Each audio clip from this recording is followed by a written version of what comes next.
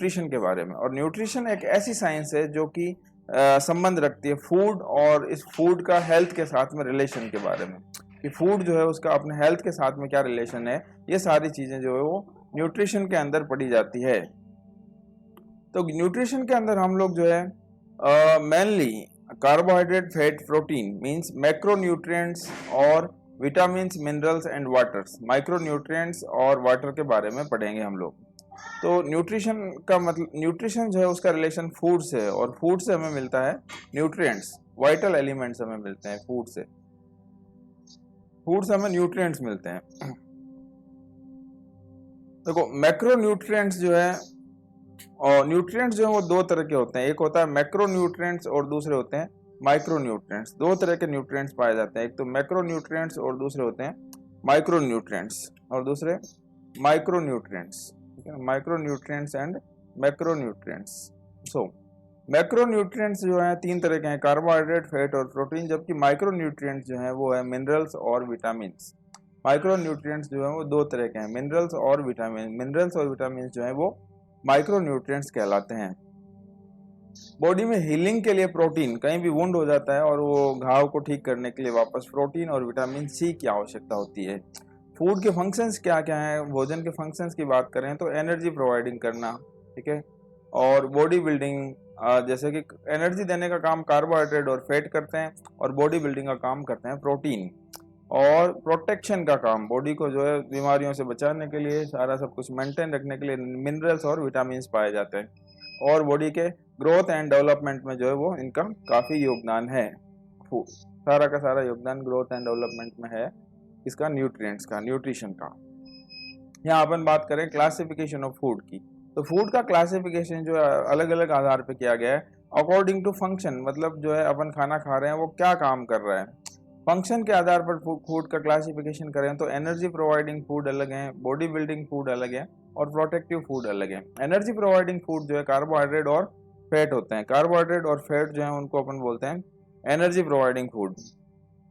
Energy providing foods carbohydrate और fat है, जबकि बॉडी बिल्डिंग फूड जो है वो प्रोटीन है। और प्रोटेक्टिव फूड की बात करें तो मिनरल्स और विटामिन जो है वो प्रोटेक्टिव फूड हैं। अकॉर्डिंग टू सोर्सेज के आधार पर बात करें तो ओरिजिन के आधार पर, सोर्सेज या ओरिजिन के आधार पर मतलब उत्पत्ति कहाँ से हुई है, तो देखो उत्पत्ति के आधार पर अपन बात करें तो एक तो हो सकता है प्लांट सोर्सेज या फिर हो सकता है एनिमल सोर्सेज।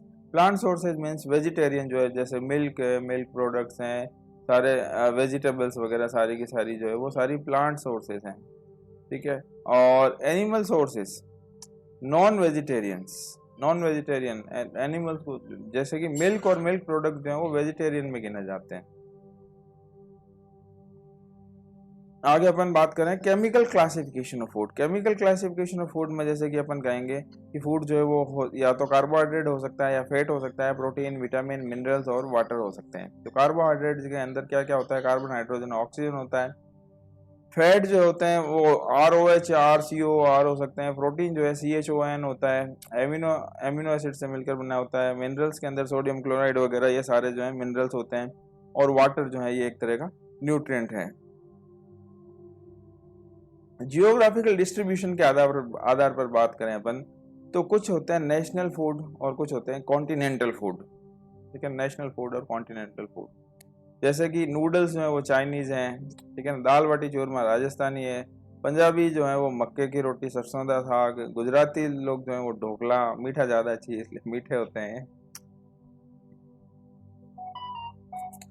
हॉस्पिटल या क्लिनिकल क्लासिफिकेशन ऑफ फूड की अपन बात करें तो हॉस्पिटल में जो फूड है वो या तो क्या होता है कि बात करें कि अपन लिक्विड डाइट हो सकती है या फिर सेमी सॉलिड डाइट हो सकती है या नॉर्मल डाइट हो सकती है या blend diet, liquid, semi solid, normal diet, blend diet या फिर और कुछ स्पेशल डाइट होती है, स्पेशल डाइट्स भी होती है। देखिए यहाँ पर इंपॉर्टेंट थिंग जो है वो ये है कि क्लियर लिक्विड डाइट ऐसी डाइट जिसकी नो न्यूट्रिशनल वैल्यू, कोई न्यूट्रिशनल वैल्यू नहीं होती है, उसको अपन बिल्कुल क्लियर लिक्विड डाइट कहते हैं। और ये क्या होता है कि to increase fluid volume, body के अंदर फ्लूइड का वॉल्यूम इंक्रीज करने के लिए दिया जाता है। देखो दो तरह की लिक्विड डाइट हो गई, एक तो होती है क्लियर लिक्विड डाइट और होता है full liquid diet. Clear liquid diet की कोई न्यूट्रिशनल वैल्यू नहीं होती है, जैसे कि कोल्ड ड्रिंक, टी, कॉफी वगैरह जो है। जबकि बात करें full liquid diet, full liquid diet की न्यूट्रिशनल वैल्यू होती है, टोटल पेरेंटल न्यूट्रिशन अपन दे रहे हैं या फिर जूस वगैरह दे रहे हैं, तो इनका जो है न्यूट्रिशनल वैल्यू जो है काउंट किया जाता है। सेमी सॉलिड सॉफ्ट डाइट जिसको बोलते हैं, सेमी सॉलिड डाइट होगी या फिर नॉर्मल डाइट हो जाएगी, ठीक है। Liquid, semi solid, normal diet, और उसके बाद ब्लेंड डाइट हो सकती है, ब्लेंड डाइट, और कुछ स्पेशल डाइट्स भी हो सकती है, ब्लेंड डाइट या फिर स्पेशल डाइट।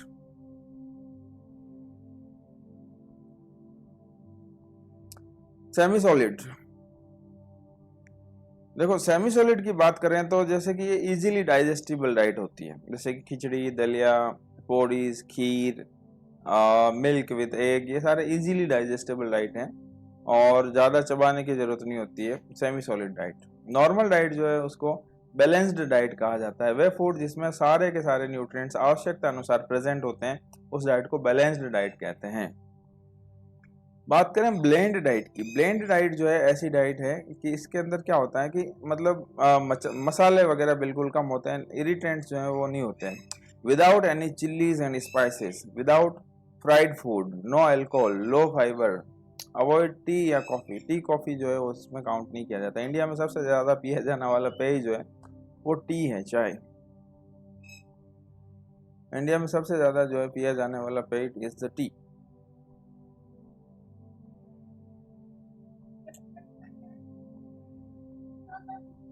स्पेशल डाइट की बात करें, डाइट के अंदर कुछ मॉडिफिकेशंस कर दिए जाते हैं, उनको अपन बोलते हैं स्पेशल डाइट। देखिए, एडिशन ऑफ न्यूट्रिएंट्स, या तो न्यूट्रिएंट्स को ज़्यादा डाल देते हैं, जैसे कि हाई प्रोटीन डाइट बना देते हैं या लो प्रोटीन डाइट बना देते हैं, ठीक है ना। तो रिमूवल या न्यूट्रिएंट्स हटा लिए जाते हैं या न्यूट्रिएंट्स डाल दिए जाते हैं, उस कंडीशन को बोलते हैं अपन स्पेशल डाइट, जैसे कि हाई प्रोटीन डाइट या फिर लो प्रोटीन डाइट। किडनी फेलियर वाले पेशेंट को लो प्रोटीन डाइट देते हैं, लेकिन यदि वो डायलिसिस पे चल रहा है तो उसको हाई प्रोटीन डाइट दी जाती है, उसको हाई प्रोटीन डाइट देते हैं।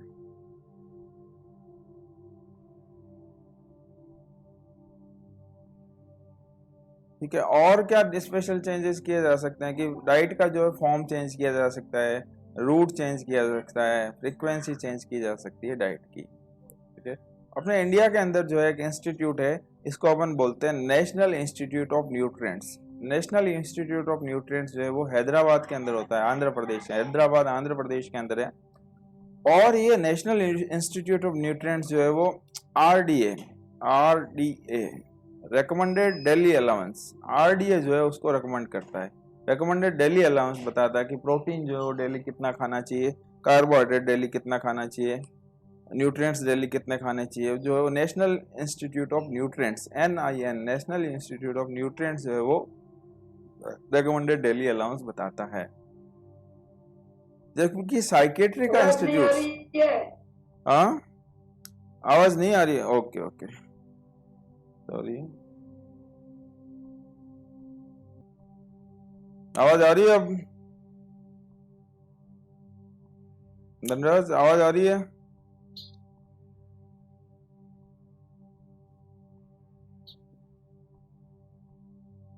So national institute of nutrients जो है उसके बारे में अपन बात कर रहे थे कि नेशनल इंस्टीट्यूट ऑफ न्यूट्रिएंट्स जो है, न्यूट्रिएंट्स ये क्या करता है कि रेकमेंडेड डेली अलाउंस जो है उसको बताने का, प्रेस्क्राइब करने का काम करता है इंडिया के अंदर। हेलो हेलो,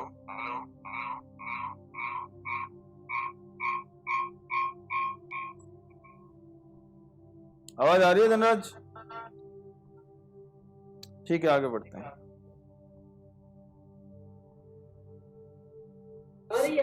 ठीक है ठीक है, तो नेशनल इंस्टीट्यूट ऑफ न्यूट्रिएंट्स जो है, नेशनल इंस्टीट्यूट ऑफ न्यूट्रिएंट्स ये अपना हैदराबाद में स्थित है, और recommended daily allowance RDA recommended daily allowance जो है वो बताने का काम करता है नेशनल इंस्टीट्यूट ऑफ न्यूट्रिएंट्स। जबकि साइकेट्री का अपना इंडिया का जो इंस्टीट्यूट है उसको बोलते हैं NIMHANS national institute of mental health and neuro science, national institute of mental health and neuro science जो है NIMHANS ये होता है। नेक्स्ट अपन बात करें सबसे पहले जो है मैक्रो न्यूट्रिएंट्स के बारे में, और अपने जो बॉडी के मैक्रो न्यूट्रिएंट्स जो हैं वो उनमें सबसे पहला है मैक्रोन्यूट्रिएंट्स जो है उनमें है, एक सेकंड कहाँ गया यार, मैक्रोन्यूट्रिएंट्स जो है उसमें बात करेंगे कि अपन CHO कार्बोहाइड्रेट, कार्बोहाइड्रेट जो है कार्बन, हाइड्रोजन और ऑक्सीजन से मिलकर बना होता है, उसको अपन बोल रहे हैं कार्बोहाइड्रेट्स। तो सबसे पहले अपन बात करेंगे कार्बोहाइड्रेट्स के बारे में।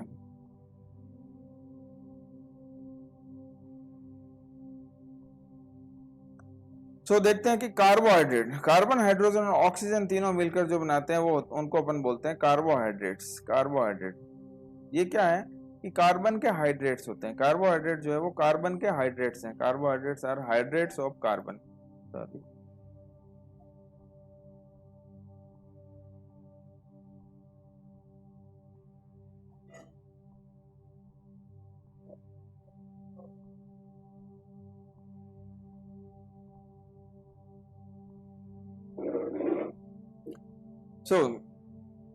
देखें कि कार्बोहाइड्रेट जो है कार्बन, हाइड्रोजन और ऑक्सीजन से मिलकर बने होते हैं और कार्बन के हाइड्रेट्स होते हैं। कार्बोहाइड्रेट जैसे कि एग्जांपल दें कि ग्लूकोज जो है वो एक तरह का कार्बोहाइड्रेट है, फ्रुक्टोज जो है एक तरह का कार्बोहाइड्रेट है। तो सिंपल कार्बोहाइड्रेट्स की बात करें तो कार्बोहाइड्रेट का फॉर्मूला होता है CnH2O और ब्रैकेट के बाहर N, ठीक है ना। जैसे कि मान लो यहाँ पर जो है N की संख्या यदि मैंने 6 रखा, मतलब नंबर ऑफ कार्बन, कार्बन की N का मतलब है नंबर ऑफ कार्बन, कार्बन की संख्या यदि मैंने 6 लिखा तो C6H2O और ब्रैकेट के बाहर 6 लिखा तो C6H12O6। तो ये ग्लूकोज का जो है वो नॉर्मल सिंपल कार्बोहाइड्रेट का एक फॉर्मूला है।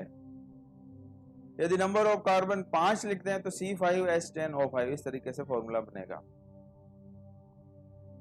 कार्बोहाइड्रेट्स का सिंथेसिस जो है वो जनरली प्लांट्स के अंदर होता है। पेड़ पौधों के अंदर जो है वो कार्बोहाइड्रेट्स बनते हैं। कार्बोहाइड्रेट्स का सिंथेसिस जो है वो प्लांट्स के अंदर होता है। देखो किस तरीके से हो रहा है कि 6 मॉलिक्यूल कार्बन डाइऑक्साइड के मिलते हैं 6 मॉलिक्यूल वाटर के साथ में, और सनलाइट और क्लोरोफिल और प्लांट्स के अंदर जो है वो फोटोसिंथेसिस की प्रोसेस होता है। सनलाइट और क्लोरोफिल की उपस्थिति में फोटोसिंथेसिस की प्रक्रिया होती है जिसमें 6 कार्बन डाइऑक्साइड और 6 H2O मिलते हैं और क्या बनता है C6H12O6 और साथ में 6 ऑक्सीजन जो है वो बाहर निकल जाता है। तो इस तरीके से जो पेड़ पौधे ऑक्सीजन छोड़ते हैं और किसका निर्माण करते हैं, कार्बोहाइड्रेट का निर्माण करते हैं। इसका मतलब कार्बोहाइड्रेट का निर्माण कौन करता है, प्लांट्स, पेड़ पौधे जो है वो कार्बोहाइड्रेट का सिंथेसिस करते हैं। क्लासिफिकेशन ऑफ कार्बोहाइड्रेट की बात करें तो कार्बोहाइड्रेट जो है वो उनको मोनोसेकेराइड्स हो सकते हैं, ओलिगोसेकेराइड हो सकते हैं और पॉलीसेकेराइड्स हो सकते हैं। क्लासिफिकेशन ऑफ कार्बोहाइड्रेट की बात करें, मोनोसेकेराइड, ओलिगोसेकेराइड और पॉलीसेकेराइड। मोनोसेकेराइड जो होते हैं उनमें क्या होता है कि एक सिंगल यूनिट, ग्लूकोज की सिर्फ एक सिंगल यूनिट होती है, जैसे कि ग्लूकोज है, फ्रक्टोज है, गैलेक्टोज है, ये सारे के सारे क्या होते हैं, मोनोसेकेराइड्स होते हैं। ग्लूकोज, फ्रक्टोज, गैलेक्टोज ये सारे के सारे क्या है कि सिंगल शुगर यूनिट होती है इनके अंदर, इनको अपन बोलते हैं मोनोसेकेराइड्स, ठीक है ना। और ग्लूकोज, फ्रक्टोज, गैलेक्टोज ये सारे के सारे हेक्सोज हैं। हेक्सोज का मतलब होता है कि इनके अंदर जो है वो 6 कार्बन होते हैं, 6 कार्बन होते हैं, इसलिए इनको अपन बोलते हैं हेक्सोज। यदि 3 कार्बन होते हैं किसी कार्बोहाइड्रेट के अंदर तो उसको बोलते हैं ट्रायोज, 4 कार्बन होते हैं तो टेट्रोज, 5 कार्बन होते हैं तो पेंटोज, इस तरीके से 6 कार्बन होते हैं तो उसको बोलते हैं हेक्सोज। जैसे 5 कार्बन वाला अपन एग्जांपल याद करें कि राइबोज या राइबुलोज शुगर जो है, राइबोज शुगर या राइबुलोज शुगर जो है वो पेंटोज शुगर होती है, उसके अंदर 5 कार्बन होते हैं। एग्जाम में पूछा गया है इसके बारे में। राइबोज शुगर जो है वो 5 कार्बन वाला शुगर है, पेंटोज शुगर है एक तरह का। राइबोज 5 कार्बन वाला पेंटोज शुगर है। देखो यहाँ पर बात करेंगे DHAP जो है वो 3 ट्रायोज है, 3 कार्बन वाला शुगर है। PGAL जो है वो 3 कार्बन वाला शुगर है। एरिथ्रोज जो है वो 4 कार्बन का शुगर है। देखो THAP का पूरा नाम है डाइहाइड्रोक्सी एसीटोन फास्फेट, PGAL का नाम है फॉस्फोग्लिसरोल्डिहाइड। तो ये सारे 3 कार्बन शुगर्स होते हैं। ग्लूकोज जो है उसको ग्रेप शुगर कहा जाता है, अंगूर वाली शुगर जो ग्लूकोज है। फ्रक्टोज को फ्रूट शुगर कहा जाता है और गैलेक्टोज जो है वो मिल्क में पाया जाता है, मिल्क शुगर। और lactose is the milk sugar. Milk sugar वैसे यदि बोलें कि मिल्क शुगर कौन सा है वो तो लैक्टोज है, लेकिन गैलेक्टोज जो है वो भी मिल्क के अंदर पाया जाता है। गैलेक्टोज मिल्क शुगर नहीं है लेकिन मिल्क के अंदर पाया जाता है और एक तरह का मोनोसेकेराइड है गैलेक्टोज। ग्लूकोज, फ्रक्टोज और गैलेक्टोज, ये तीनों जो है वो क्या है, हेक्सो शुगर है, 6 कार्बन वाला शुगर है। ग्लूकोज फ्रक्टोज एंड गैलेक्टोज जो है वो तीनों 6 कार्बन शुगर होते हैं, 6 carbon sugar, glucose fructose and galactose. अब अपन बात करें कि ओलिगोसैकेराइड, कार्बोहाइड्रेट्स जो अपन ने 3 तरह के बताए, एक तो कौन से, मोनोसैकेराइड, फिर होते हैं ओलिगोसैकेराइड और फिर होते हैं पॉलीसैकेराइड। तो ओलिगोसैकेराइड का मतलब होता है कि मोनोसैकेराइड में तो कहा था अपन ने कि सिर्फ और सिर्फ जो है एक ग्लूकोज यूनिट जो है वो मिलकर मोनोसैकेराइड बनाते हैं। ओलिगोसैकेराइड में 2 से लेकर 10 तक यदि ग्लूकोज के यूनिट, सिंपल कार्बोहाइड्रेट के यूनिट आपस में जुड़ते हैं और एक बड़ी यूनिट बनाते हैं, उसको बोलते हैं ओलिगोसैकेराइड। जैसे कि यदि 2 कार्बोहाइड्रेट आपस में जुड़ गए, 2 कार्बोहाइड्रेट मोनोसैकेराइड यूनिट, 2 मोनोसैकेराइड आपस में जुड़कर यदि ओलिगोसैकेराइड बनाते हैं तो उसको बोलते हैं डाइसैकेराइड। 3 मोनोसैकेराइड जुड़ गए तो उसको बोल दिया ट्राइसैकेराइड। 4 मोनोसैकेराइड जुड़े तो टेट्रा, 5 जुड़े तो पेंटा, 6 जुड़े तो हेक्सा, 7 जुड़े तो सेप्टा, 8 जुड़े तो ऑक्टा। इस तरीके से जो है वो 10 तक यदि शुगर आपस में जुड़ते हैं तो उसको अपन बोलते हैं ओलिगोसैकेराइड। यदि 2 मोनोसैकेराइड शुगर आपस में जुड़े थे उसको बोलते हैं डाइसैकेराइड, ठीक है ना। और यदि 2 कार्बन वाला, नहीं जैसे कि 3 कार्बन वाला यदि शुगर होता है तो उसको बोलते हैं ट्रायोज। 4 कार्बन के शुगर को टेट्रोज, 5 कार्बन के शुगर को पेंट्रोज, 6 कार्बन के शुगर को हेक्सोज बोलते हैं। लेकिन जब मोनोसैकेराइड आपस में जुड़कर यदि ओलिगोसैकेराइड बनाते हैं, 2 मोनोसैकेराइड आपस में जुड़ रहे हैं तो उसको बोलते हैं अपन डाइसैकेराइड, ठीक है। इस तरीके से 4 आपस में जुड़ रहे हैं तो टेट्रासैकेराइड है, 6 आपस में जुड़ रहे हैं तो हेक्सासैकेराइड। इस तरीके से मोनोसैकेराइड्स की जितनी संख्या आपस में जुड़ती है उसी को अपन बोलते हैं पॉलीसैकेराइड, ओलिगोसैकेराइड। देखो अब अपन बात कर रहे हैं कि जैसे कि डाइसैकेराइड्स के एग्जाम्पल क्या क्या है। डाइसैकेराइड जैसे कि माल्टोज, लैक्टोज और सुक्रोज। माल्टोज, लैक्टोज, सुक्रोज जो है वो तीनों के तीनों डाइसैकेराइड होते हैं। वेरी वेरी इंपॉर्टेंट है, एग्जाम में कितनी बार पूछा गया है कि माल्टोज, लैक्टोज और सुक्रोज, माल्टोज, लैक्टोज और सुक्रोज जो है वो तीनों के तीनों क्या है, डाइसैकेराइड है, ठीक है। जबकि गैलेक्टोज जो है वो मोनोसैकेराइड है। ग्लूकोज, फ्रक्टोज और गैलेक्टोज मोनोसैकेराइड है, जबकि माल्टोज, लैक्टोज और सुक्रोज जो है वो डाइसैकेराइड होते हैं। देखो माल्टोज जो है मैंने कहा डाइसैकेराइड है, डाइसैकेराइड का मतलब इसके अंदर क्या है, 2 शुगर के यूनिट हैं, 2 मोनोसैकेराइड होते हैं एक के अंदर। जैसे कि माल्टोज के अंदर ग्लूकोज और ग्लूकोज होता है, एक ग्लूकोज 2 ग्लूकोज के मॉलिक्यूल आपस में जुड़कर क्या बनाते हैं, माल्टोज बनाते हैं। इसी तरीके से ग्लूकोज और गैलेक्टोज यदि आपस में जुड़ता है तो लैक्टोज बनता है ना, इसको बोलते हैं मिल्क शुगर। ग्लूकोज और गैलेक्टोज जो है इसको अपन बोलते हैं मिल्क शुगर। और बात करें सुक्रोज की तो इसको बोलते हैं कैन शुगर। तो गन्ने के अंदर जो शुगर पाई जाती है, शुगर कैन शुगर, उसको बोलते हैं सुक्रोज। सुक्रोज जो है वो ग्लूकोज और फ्रक्टोज से मिलकर बना होता है। कितने ही एग्जाम्स में ये पूछा गया इन तीनों के बारे में कि सुक्रोज किस किस से मिलकर बना होता है, ग्लूकोज और फ्रक्टोज से। भाई सुक्रोज जो है कौन सा है, कैन शुगर है ना, शुगर कैन के अंदर पाया। शुगर कैन क्या, फ्रूट है एक तरह का। तो फ्रक्टोज जो है वो फ्रूट शुगर है, तो फ्रूट वाला शुगर जो है वो किसके अंदर पाया जा रहा है, शुगर कैन के अंदर। लैक्टोज क्या है, मिल्क के अंदर पाया जा रहा है, तो मिल्क के अंदर क्या पाया जाएगा, गैलेक्टोज पाया जाएगा। और माल्टोज जो है वो माल्ट शुगर, इसको माल्ट शुगर भी कहा जाता है। इसके अंदर ग्लूकोज और ग्लूकोज के 2 मॉलिक्यूल्स आपस में जुड़कर जो है वो माल्टोज बनाते हैं। अब बात कर रहे हैं पॉलीसैकेराइड्स की। मोनोसैकेराइड, ओलिगोसैकेराइड और पॉलीसैकेराइड, 3 तरह के जो है कार्बोहाइड्रेट की अपन ने बात करी है। तो मोनोसैकेराइड, ओलिगोसैकेराइड अपन ने बोल दिया कि ओलिगोसैकेराइड क्या होते हैं, ये 2 से लेकर 10 यदि मोनोसैकेराइड आपस में जुड़ते हैं तो उस कंडीशन को अपन बोलते हैं ओलिगोसैकेराइड। और अपन अब बात कर रहे हैं पॉलीसैकेराइड के बारे में। पॉलीसैकेराइड क्या होता है कि यदि 10 से ज्यादा मोनोसैकेराइड आपस में जुड़े होते हैं, 10 से ज्यादा, मोर देन 10 मोनोसैकेराइड्स आपस में जुड़कर यदि कार्बन की कार्बोहाइड्रेट की कोई स्ट्रक्चर बनाते हैं तो उसको अपन बोलते हैं पॉलीसैकेराइड। पॉलीसैकेराइड, उस कंडीशन को अपन बोलते हैं पॉलीसैकेराइड। तो पॉलीसैकेराइड 2 तरह के हो सकते हैं, एक तो होता है होमोपॉलीसैकेराइड और दूसरा हो सकता है हेटेरोपॉलीसैकेराइड। होमोपॉलीसैकेराइड और हेटेरोपॉलीसैकेराइड। होमोपॉलीसैकेराइड का मतलब होता है कि सारे के सारे 10 से ज्यादा जितने शुगर यूनिट हैं वो सारे के सारे शुगर यूनिट सेम है। यदि मान लो जैसे कि अपन बात करें कि 10 से ज्यादा शुगर यूनिट, जैसे कि ग्लूकोज जो है आपस में 10-11 ग्लूकोज आपस में जुड़ गए, 12 ग्लूकोज आपस में जुड़ गए, सारे के सारे ग्लूकोज ही आपस में जुड़ गए, तो उसको बोल दिया होमोपॉलीसेकेराइड। हेटेरोपॉलीसेकेराइड का मतलब है कि अलग अलग तरह के मोनोसेकेराइड आपस में जुड़कर जो है वो क्या बनाते हैं, हेटेरोपॉलीसेकेराइड बनाते हैं, ये हेटेरोपॉलीसेकेराइड बनाते हैं। और यहाँ पर वेरी इंपॉर्टेंट ये है कि हिपेरिन जो है वो एक तरह का हेटेरोपॉलीसेकेराइड होता है, वेरी वेरी इंपॉर्टेंट है, एग्जाम्स में पूछा गया है। हेपेरिन जो है वो एक तरह का कार्बोहाइड्रेट है। इंसुलिन क्या है, इंसुलिन एक तरह का प्रोटीन होता है, जबकि हिपेरिन जो है वो एक तरह का कार्बोहाइड्रेट है। इंसुलिन जो है वो एक तरह का प्रोटीन है, insulin is a protein. Insulin hormone जो है वो कहाँ से सिक्रेट हो रहा है, आइलेट्स ऑफ लैगरहैंस जो है पैनक्रियास की, वहां से सिक्रेट हो रहा है इंसुलिन। और कौन सी सेल, बीटा सेल से सिक्रेट हो रहा है, ठीक है ना।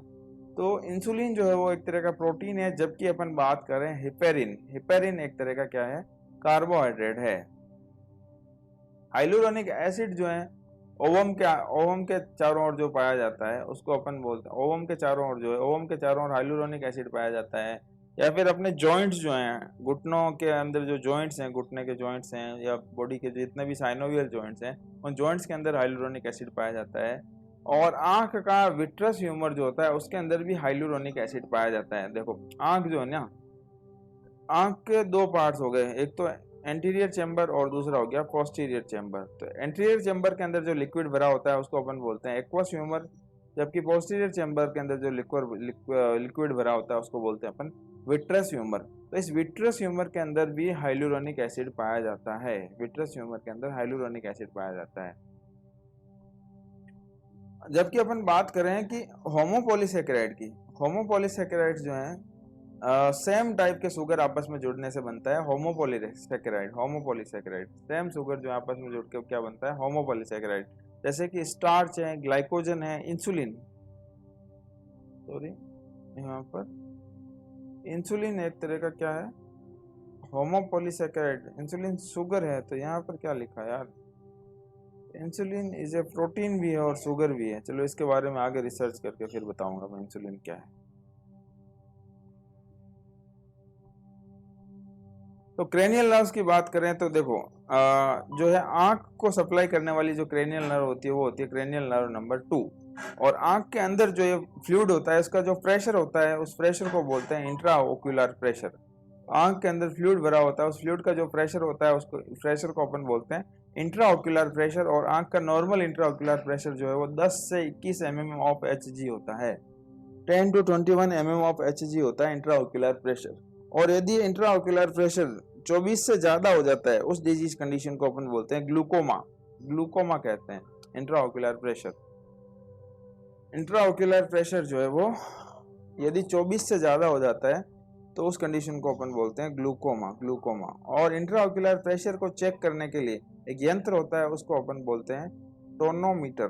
टोनोमीटर के द्वारा जो है वो इंट्रा ओक्यूलर प्रेशर चेक किया जाता है, और यदि ये 24 से ज्यादा होता है तो उस कंडीशन को अपन ग्लूकोमा बोलते हैं। देखो सेंसरी नर्व जो है वो सेंसरी क्रेनियल नर्व नंबर 1, 2 और 8 जो है ये तीनों सेंसरी नर्व होती है, बाकी मिक्स्ड और कुछ मोटर नर्व भी होती है। स्टार्च, प्लांट्स के अंदर जो फूड का स्टोरेज होता है उसको अपन बोलते हैं starch, storage food of plants. पौधों के अंदर जिस फॉर्म में भोजन संचित रहता है उसको अपन बोलते हैं स्टार्च, स्टार्च। और स्टार्च को यदि आयोडीन के साथ में मिक्स किया जाता है, आयोडीन के साथ में यदि स्टार्च को मिक्स किया जाता है तो ये ब्लू कलर देता है, ब्लू कलर देता है। लोग क्या करते हैं कि घी के अंदर जो है वो क्या करते हैं, आलू मिला देते हैं, और आलू के अंदर क्या होता है, स्टार्च होता है। तो यदि घी नकली है या असली है पता लगाने के लिए, आलू मिलाया हुआ है नहीं मिलाया हुआ है वो पता लगाने के लिए क्या करते हैं कि जो है वो अपन आयोडीन डालते हैं, आयोडीन डालते हैं। घी के अंदर आयोडीन डाल दो, नमक डाल दो, आयोडीन वाला आयोडीन डाल दो, तो यदि वो कलर चेंज हो जाता है, ब्लू कलर का हो जाता है, इसका मतलब क्या है कि घी के अंदर जो आलू मिलाया हुआ है।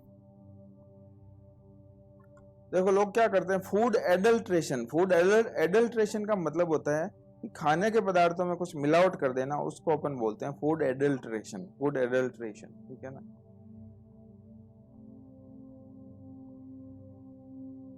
तो इकोनॉमिक, देखो लोग मिलाते क्यों, ऐसा क्यों करते हैं कि एक तो ज्यादा फायदा लेने के लिए, एक भाई जो है अपन इसके अंदर मिला देंगे तो घी का वजन ज्यादा हो जाएगा, सब मतलब जैसे कि non eating material, non edible substances जो है उनके अंदर mixing of non edible substances with edible substances, मतलब जो खाने की चीजें होती है, जैसे कि मान लो अपन बात करें कि अपना जो मिर्च है, मिर्च के अंदर जो है वो लाल पत्थर का पाउडर मिला देंगे तो जो है वो तोलने में ज्यादा हो जाएगा, तो दुकानदार को फायदा हो जाएगा, इकोनॉमिक प्रॉफिट हो जाएगा। इस वजह से लोग जो है वो मिक्सिंग करते हैं, फूड एडल्ट्रेशन करते हैं। और फूड एडल्ट्रेशन को रोकने के लिए इंडिया के अंदर एक कानून आया हुआ है, उसको बोलते हैं prevention of food adulteration act 1954 1994। Prevention of food adulteration act बहुत इंपॉर्टेंट है, एग्जाम में कई बार पूछा गया है कि जो है फूड एडल्ट्रेशन को रोकने के लिए इंडिया के अंदर कौन सा कानून है, तो उसको अपन बोलते हैं prevention of food adulteration act 1954। Prevention of food adulteration act 1954। Adulteration किस चीज के करते हैं, जैसे लाल मिर्च के अंदर ईंट का पाउडर मिला दिया जाता है, घी के अंदर उबले हुए आलू मिला देते हैं, धनिया के अंदर घोड़े या गधे का उर्वरक मिला देते हैं, पानी के अंदर दूध मिला देते हैं। इस तरीके से जो है फूड का एडल्ट्रेशन किया जाता है। देखो स्टार्च जो है वो क्या है कि प्लांट्स का स्टोर्ड फूड है, जबकि एनिमल्स के स्टोर्ड फूड की बात करें तो एनिमल्स का स्टोर्ड फूड जो है वो क्या है, ग्लाइकोजन है। ग्लाइकोजन ग्लाइकोजन के रूप में भोजन संचित रहता है एनिमल्स के अंदर। एनिमल्स के अंदर जो है भोजन ग्लाइकोजन के रूप में संचित रहता है। स्टोरेज फूड ऑफ एनिमल, देखो नॉर्मल ब्लड ग्लूकोज लेवल कितना होता है, 70 से 110 मिलीग्राम पर डेसीलीटर होता है। यदि मान लो आपने खाना ज्यादा खा लिया है तो क्या करेगा कि एक्स्ट्रा फूड जो है वो ग्लूकोज क्या करेगा, ग्लाइकोजन में बदल जाएगा। और ग्लूकोज को ग्लाइकोजन में बदलने का काम किसका है, इंसुलिन का है। ग्लूकोज को ग्लाइकोजन में बदलने का काम इंसुलिन का है। ये ग्लाइकोजन जो है या तो लीवर के अंदर या बॉडी के मसल्स के अंदर जो है जाकर जमा हो जाता है। लीवर के अंदर या बॉडी के मसल्स के अंदर जाके जमा हो जाता है। लीवर की कैपेसिटी होती है 500 ग्राम ग्लाइकोजन को स्टोर करने की। 500 ग्राम ग्लाइकोजन जो है वो लीवर के अंदर स्टोर हो सकता है, बाकी का एक्स्ट्रा ग्लाइकोजन जो है वो मसल्स के अंदर और बॉडी के अंदर इकट्ठा हो सकता है। तो देखो ग्लूकोज जो है, ये ग्लूकोज किस में बदलेगा, ग्लाइकोजन में। ग्लूकोज ग्लाइकोजन में स्टोर्ड फूड कर, ग्लूकोज जो है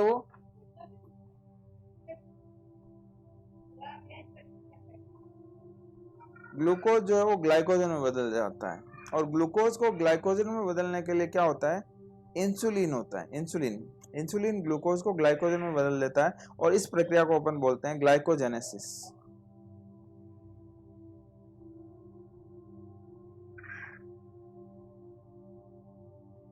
इस प्रक्रिया को अपन बोलते हैं ग्लूकोजेनेसिस, ग्लाइको नहीं ग्लूकोजेनेसिस। इस प्रक्रिया को अपन बोलते हैं ग्लूकोजेनेसिस। ठीक है, ग्लूकोज ग्लाइकोजन में बदल रहा है उसको अपन बोलते हैं ग्लूकोजेनेसिस। और ग्लाइकोजन फिर से वापस जो है ग्लूकोज में बदल रहा है तो वहां पर एक हार्मोन आता है ग्लूकागोन। इंसुलिन और ग्लूकागोन दोनों हार्मोन सिक्रेट किए जाते हैं पैनक्रियास से। और ग्लूकागोन हार्मोन क्या करता है कि ग्लाइकोजन को फिर से वापस किस में बदल देता है, ग्लूकोन में। और इस प्रक्रिया को अपन बोलते हैं ग्लाइकोजिनोलाइसिस। ग्लूकोजेनेसिस, उस प्रक्रिया को अपन बोलते हैं ग्लूकोजेनेसिस। ग्लूकोज से ग्लाइकोजन बना तो उसको कहा ग्लूकोजेनेसिस। ठीक है। और ग्लाइकोजन फिर से टूटकर वापस ग्लूकोज बन गया, उसको बोला अपन ने ग्लाइकोजिनोलाइसिस। ग्लाइकोजन जो है उसका वापस क्या हुआ, ब्रेकडाउन हुआ, उसको बोल दिया अपन ने ग्लाइकोजिनोलाइसिस। मतलब ग्लाइकोजन जो है वो टूटकर यदि ग्लूकोज में बढ़ेगा तो ब्लड के अंदर ग्लूकोज आएगा और क्या होगा, ब्लड ग्लूकोज लेवल बढ़ जाएगा। जबकि यदि ग्लूकोज जो है वो ग्लाइकोजन में बदलेगा तो ब्लड का ग्लूकोज लेवल क्या होगा, कम हो जाएगा। नॉर्मल ब्लड ग्लूकोज लेवल जो है वो 70 से 110 मिलीग्राम पर डेसीलीटर होता है। Normal blood glucose level is 70 to 110 milligram पर डेसीलीटर। 70 से 110 मिलीग्राम पर डेसीलीटर जो है वो नॉर्मल जो है वो ग्लूकोज की लेवल होता है। देखो एक और शब्द आता है एग्जाम्स के अंदर जो है ग्लूकोनियोजेनेसिस। ग्लूकोनियोजेनेसिस का मतलब होता है कि नॉन कार्बोहाइड्रेट से। नॉर्मल ग्लूकोजेनेसिस तो क्या होता है, इंसुलिन से ग्लाइकोजन बनना। अब यहाँ बोल रहा है कि ग्लूकोनियोजेनेसिस मतलब नॉन कार्बोहाइड्रेट फूड से यदि कार्बोहाइड्रेट बनने लगे तो उस कंडीशन को अपन बोलते हैं ग्लूकोनियोजेनेसिस। वेरी वेरी इंपॉर्टेंट है, एग्जाम में पूछा जाता है इसके बारे में। नॉन कार्बोहाइड्रेट फूड से यदि कार्बोहाइड्रेट बनता है तो उस कंडीशन को अपन बोलते हैं ग्लूकोनियोजेनेसिस। नॉन कार्बोहाइड्रेट फूड से कार्बोहाइड्रेट बनता है तो उस कंडीशन को अपन बोलते हैं ग्लूकोनियोजेनेसिस। याद रखना, ग्लूकोनियोजेनेसिस, नियो मतलब अलग चीज से, नई चीज से, मतलब बिना कार्बोहाइड्रेट, मतलब फैट जो है, फैट से जो है वो प्रोटीन जो है, प्रोटीन या फैट से यदि मान लो क्या बन रहा है, कार्बोहाइड्रेट बन रहा है, तो उस कंडीशन को ग्लूकोनियोजेनेसिस कहा जाता है। देखो ग्लाइकोलाइसिस जो है वो क्या होता है, इसको अपन ईएमपी पाथवे भी बोलते हैं। इसमें क्या होता है कि ग्लूकोज जो है इसका जो है 10 स्टेप्स के अंदर ये कन्वर्ट हो जाता है पायरुविक एसिड के अंदर या फिर लैक्टिक एसिड के अंदर। ग्लाइकोलाइसिस की प्रक्रिया जो है उसको अपन ईएमपी पाथवे भी बोलते हैं, अबंडेंट Meyerhof pathway, EMP pathway, glycolysis की प्रक्रिया। इसके अंदर क्या होता है कि एक मॉलिक्यूल ग्लूकोज का जो है वो 10 स्टेप्स के बाद में, और होता कहाँ पर, ये साइटोसोल के अंदर, कोशिका द्रव्य के अंदर जो है वो ग्लाइकोलाइसिस की प्रक्रिया होती है, और ग्लूकोज के एक मॉलिक्यूल से 2 मॉलिक्यूल पायरुविक एसिड और साथ में 6 या फिर 8 एटीपी बनते हैं। 2 पायरुविक एसिड बनते हैं और 6 और या फिर 8 एटीपी का निर्माण होता है इसके अंदर, ग्लाइकोलाइसिस के अंदर। यदि अनएरोबिक प्रक्रिया होती है, यही ग्लाइकोलाइसिस यदि एरोबिक होता है, ऑक्सीजन की उपस्थिति में होता है, तब 2 पायरुविक एसिड और 6 से 8 एटीपी बनते हैं। यदि अनएरोबिक प्रक्रिया होती है, ऑक्सीजन की अनुपस्थिति में ग्लाइकोलाइसिस होता है, तो उस कंडीशन में क्या होता है कि ग्लूकोज जो है उससे लैक्टिक एसिड बनता है, और ये बॉडी के अंदर एसिडोसिस कॉज करता है और जो है 2 एटीपी रिलीज करता है, 2 एटीपी बनाता है। कौन? ग्लूकोज जो है वो लैक्टिक एसिड बनाता है और साथ में 2 एटीपी बनाता है यदि एनाएरोबिक रेस्पिरेशन होता है तो। देखो पीडीएच रिएक्शन क्या है। पीडीएच रिएक्शन क्या है कि पायरुविक एसिड, जो 2 पायरुविक एसिड बने हैं किसके द्वारा, ग्लाइकोलाइसिस के द्वारा 2 पायरुविक एसिड बने हैं, उससे क्या होगा कि 5 स्टेप्स और का होते हैं, और 5 स्टेप्स के बाद में एसिटाइल कोएंजाइम ए, 2 मॉलिक्यूल बनते हैं एसिटाइल कोएंजाइम ए के, उस प्रक्रिया को अपन बोलते हैं PDH, pyruvate dehydrogenase reaction, pyruvate dehydrogenase reaction. और ये प्रक्रिया होती है माइटोकॉन्ड्रिया के अंदर। पीडीएच रिएक्शन कहाँ पर हो रही है? माइटोकॉन्ड्रिया के अंदर हो रही है, और पीडीएच के द्वारा कितने एटीपी बन रहे हैं? 6 एटीपी बन रहे हैं, और साथ में CO2 निकल रही है और NADH2 भी निकल रहा है। तो देखो पीडीएच रिएक्शन हुई कहाँ पर? माइटोकॉन्ड्रिया के अंदर। और ग्लाइकोलाइसिस की रिएक्शन हुई साइटोसोल के अंदर। ठीक है, अब देखो अपन बात करें यहाँ पर कि विटामिन B1 जिसको अपन थायमिन फॉस्फेट बोलते हैं, TPP, देखो ये पीडीएच रिएक्शन होने के लिए जो है इन चीज़ों की ज़रूरत पड़ती है, विटामिन B1 की, B2 की, B3 की, इन विटामिन की ज़रूरत पड़ती है। थायमिन पायरोफॉस्फेट हो गया, फ्लेविन एडेनिन क्या है, डिन्यूक्लियोटाइड कुछ भी है, nicotinamide adenine dinucleotide, TPP thiamine pyrophosphate, FAD का मतलब है फ्लेविन एडेनिन डाइन्यूक्लियोटाइड, NAD का मतलब है निकोटिनामाइड एडेनिन डाइन्यूक्लियोटाइड। ये सारे के सारे विटामिन B1, B2, B3 जो है ये FADH2, NADH2 जो है ये बनाते हैं, और इनके साथ में जो है 2 एटीपी और 3 एटीपी बनती है, 3 2 5 और 1 एटीपी इधर 6 एटीपी जो है इनका निर्माण होता है किसके अंदर? पीडीएच के अंदर, पायरुवेट डीहाइड्रोजिनेस कॉम्प्लेक्स रिएक्शन के अंदर। अब नेक्स्ट बात करते हैं कि क्रेब साइकिल्स की। ये क्रेब साइकिल या क्रेब चक्कर जो होता है वो भी माइटोकॉन्ड्रिया के अंदर होता है। क्रेब साइकिल का दूसरा नाम होता है TCA साइकिल। TCA साइकिल या क्रेब साइकिल 10 स्टेप्स होते हैं इसके अंदर। ट्राई कार्बोक्सिलिक एसिड साइकिल इसको बोलते हैं, या फिर साइट्रिक एसिड साइकिल भी बोलते हैं क्रेब साइकिल को। 2 एसिटाइल को एंजाइम को क्या करता है ये कार्बन डाइऑक्साइड और H2 में बदल देता है और 24 एटीपी का निर्माण होता है। 24 एटीपी बनते हैं, इसमें बनते हैं 24 एटीपी। क्रेब्स साइकिल के अंदर 24 एटीपी का निर्माण होता है, 24 एटीपी। तो देखो ग्लाइकोलाइसिस की प्रक्रिया के अंदर 6 या 8 एटीपी बनते हैं, पीडीएच रिएक्शन के अंदर 6 एटीपी बनते हैं और क्रेब्स साइकिल के अंदर जो है वो 24 का जो है वो एटीपी बनते हैं। इसका मतलब एक ग्लूकोज के जो है ऑक्सीडेशन से, ग्लूकोज के ऑक्सीडेशन से 36 या 38 एटीपी का निर्माण होता है। 36 या 38 एटीपी का निर्माण होता है। तो अपन यहाँ बात करें कि Krebs cycle for carbohydrate metabolism 24 ATP बनते हैं। क्रेब्स हैंसलेट साइकिल जो है वो अलग होता है। Krebs Henseleit cycle is a different. Krebs cycle जो है ये अलग होता है और क्रेब्स हैंसलेट साइकिल जो है, जिसको अपन यूरिया साइकिल बोलते हैं या ऑर्निथिन साइकिल बोलते हैं, ये साइकिल जो है वो लीवर के अंदर होता है। क्रेब हैंसलेट साइकिल या ऑर्निथिन साइकिल या यूरिया साइकिल जो है वो क्या होता है, लीवर के अंदर होता है। क्रेब साइकिल लीवर के अंदर होता है। लीवर के अंदर जो है क्रेब साइकिल होता है। यहाँ पर बात करें, लीवर के अंदर जो है वो क्रेब साइकिल पाया जाता है। लीवर के अंदर क्रेब साइकिल गठित होता है। उसमें क्या होता है, क्रेब साइकिल के द्वारा किसका निर्माण होता है, यूरिया का निर्माण होता है। यूरिया बनता है क्रेब साइकिल के बाद में, ठीक है। यूरिया का ये फॉर्मूला होता है NH2CO यूरिया। यूरिया बनता है किसके बाद में, क्रेब साइकिल के बाद में जो है वो यूरिया बनता है। यूरिया का निर्माण होता है क्रेब साइकिल से।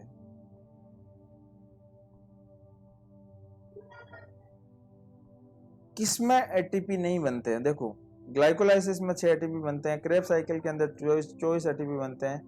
पीपीपी HMP संट जो है अपन ने देखा नहीं है। बीटा ऑक्सीडेशन जो है पामिटिक एसिड का जो हो रहा है उसमें 129 एटीपी बनते हैं। तो पीपीपी HMP संट जो है उसके अंदर कोई भी एटीपी का निर्माण नहीं होता है। यहाँ बात करें कि HMP संट, HMP क्या होता है, हेक्सोज मोनोफॉस्फेट या पेंटोज फॉस्फेट पाथवे जो होता है, ये फॉर्मेशन ऑफ 5 कार्बन शुगर जैसे कि डीएनए आरएनए वगैरह बनाने के लिए जो प्रक्रिया होती है उसको अपन बोलते हैं HMP, हेक्सोज मोनोफॉस्फेट या पीपीपी, पेंटोज फॉस्फेट पाथवे जो होता है, उसके अंदर किसी भी एनर्जी का निर्माण नहीं होता है। कोई भी एनर्जी का निर्माण नहीं होता है इनके अंदर। बात करें अपन, देखो क्या देखा, ग्लूकोज, एक ग्लूकोज का मॉलिक्यूल जो है उससे क्या हुआ, एक ग्लूकोज के मॉलिक्यूल से कितना एटीपी हमें मिला। तो एक ग्लूकोज का जो मॉलिक्यूल है उससे अपने को, एक ग्लूकोज के मॉलिक्यूल से अपने को ग्लाइकोलाइसिस की प्रक्रिया द्वारा 6 या 8 एटीपी मिलते हैं और साथ में पायरुविक एसिड मिलता है। पायरुविक एसिड जो है वो बदलता है एसिटाइल को एंजाइम ए में पीडीएच रिएक्शन के द्वारा और यहाँ पर 6 एटीपी और निकलते हैं। और एसिटाइल को एंजाइम ए जो है, एसिटाइल को एंजाइम ए ये फिर से जो है वो बदल रहा है किसमें, कार्बोहाइड्रेट और ऑक्सीजन के अंदर, किसमें, क्रेब साइकिल के अंदर, क्रेब साइकिल के अंदर। और यहाँ पर बनते हैं 24 एटीपी, 24 एटीपी का निर्माण होता है किसके अंदर, क्रेब साइकिल के अंदर 24 एटीपी बनते हैं। और इंसुलिन क्या है, ग्लाइकोलाइसिस को बढ़ावा देता है। तो फंक्शंस ऑफ कार्बोहाइड्रेट की बात करें कि कार्बोहाइड्रेट के क्या क्या फंक्शन है, क्या क्या काम है। तो कार्बोहाइड्रेट का मेन कार्य जो है वो, कार्बोहाइड्रेट का मेन फंक्शन जो है एनर्जी प्रोवाइड करना। एनर्जी प्रोवाइडिंग मटेरियल होता है कार्बोहाइड्रेट। तो कार्बोहाइड्रेट की अपन बात करें तो कार्बोहाइड्रेट जो है वो एनर्जी देता है। 1 ग्राम कार्बोहाइड्रेट वो कितनी एनर्जी देगा, 4 kilo calorie, 4 kilo calorie energy देगा 1 ग्राम कार्बोहाइड्रेट। 1 ग्राम फैट जो है वो 9 किलो कैलोरी एनर्जी देगा।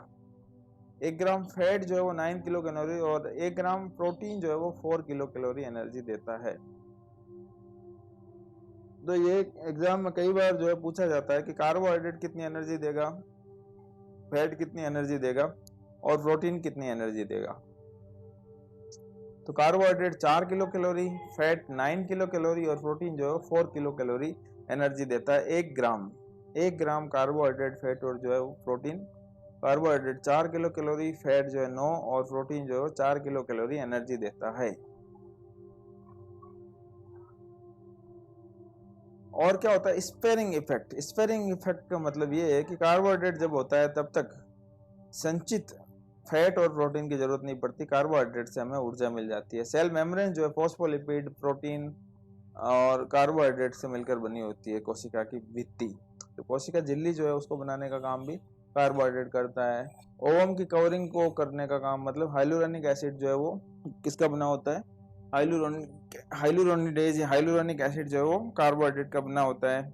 सेमेन जो है उसमें कार्बोहाइड्रेट पाया जाता है। साइनोवियल फ्लूइड, विट्रस फ्लूइड, इन सब के अंदर कार्बोहाइड्रेट पाया जा रहा है।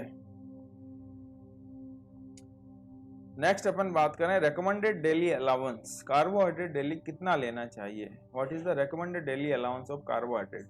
तो रेकमेंडेड डेली अलाउंस कार्बोहाइड्रेट की जो है according to national institute of nutrition, ये कहता है कि 300 ग्राम पर डे, एक इंसान को 300 ग्राम कार्बोहाइड्रेट जो है वो एक दिन में खाना चाहिए। 300 ग्राम कार्बोहाइड्रेट पर डे लेना चाहिए। देखो जो भी अपना खाना होता है ना, उस खाने में नॉर्मली खाने के अंदर 50 से 70% जो है वो कार्बोहाइड्रेट होना चाहिए, 10 से 20% फैट होना चाहिए और 8 से लेकर 13% जो है वो प्रोटीन होना चाहिए अपने नॉर्मल खाने के अंदर। 50 से 70% कार्बोहाइड्रेट, 10 से 20% फैट और 8 से 13% जो है वो प्रोटीन होना चाहिए। तो एनर्जी कितनी मिलती है बॉडी को, मतलब जैसे कि एक दिन में 2500 किलो कैलोरी एनर्जी की जरूरत होती है एडल्ट को, और मॉडरेट वर्कर जो है उनको 2800, थोड़ा हैवी वर्क कर रहे हैं तो 2800 से 3000 किलो कैलोरी, और जो बहुत हैवी वर्क कर रहे हैं उनको 3300 से लेकर 3500 किलो कैलोरी की आवश्यकता होती है एक दिन के अंदर। न्यूबॉर्न बेबी जो है उसको कितने एनर्जी की जरूरत पड़ती है, तो उसको बात करें कि न्यूबॉर्न, उसके अंदर जो है वो 10 किलो कैलोरी पर केजी पर डे की जरूरत होती है।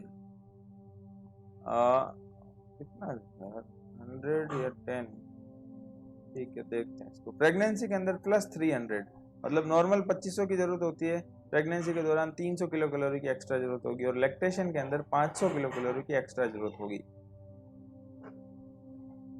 500 किलो कैलोरी की एक्स्ट्रा जरूरत होगी लैक्टेशन के अंदर एनर्जी।